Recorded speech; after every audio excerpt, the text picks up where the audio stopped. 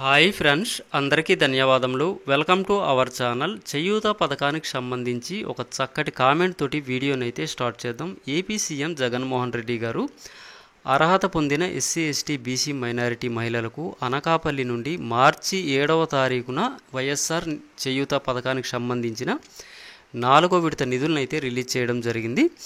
So friends, 14 రోజుల పాటు ఏపీలోని అర్హత పొందిన చేయూత మహిళలకు వారి యొక్క అకౌంట్స్కి అయితే డబ్బులు పడతాయి అనేసి చాలా చక్కగా అయితే చెప్పడం జరిగింది. 14 రోజులు అనగా 7వ తారీఖు నుండి 21వ తారీఖు అనగా మార్చి 21వ తారీఖు వరకు చేయూత పథకానికి సంబంధించిన అమౌంట్ అనేది మీ యొక్క బ్యాంక్ అకౌంట్స్కి క్రెడిట్ అవుతూనే ఉంటుంది. సో ఫ్రెండ్స్, నేనైతే చేయూత పథకానికి సంబంధించి పోలింగ్ని అయితే నేను చేయడం జరిగింది. ఇక్కడ మనం పర్సంటేజ్ చూసుకుంటే మీకైతే చక్కగా అర్థమైపోతుందనేసి నేనైతే అనుకుంటున్నాను. వీడియో మీకు నచ్చింది అనిపిస్తే కంపల్సరీగా వీడియోకి ఒక లైక్ని ఇవ్వండి. ఇలాంటి లేటెస్ట్ అప్డేట్స్ మీరు పొందడం కోసం ఛానల్ని సబ్స్క్రైబ్ చేసుకోండి.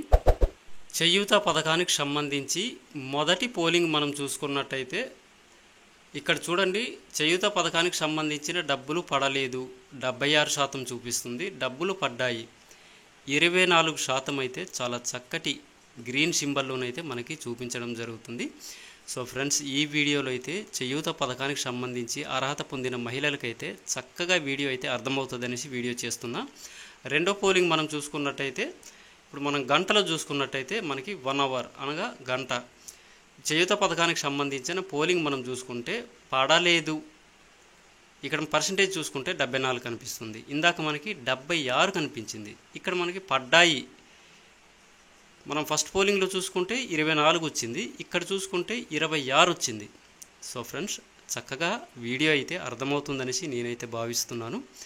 కంపల్సరీగా వీడియోకి ఒక లైక్ని ఇవ్వండి. చాలామందికి ఈ విషయాలు అయితే తెలియాలి.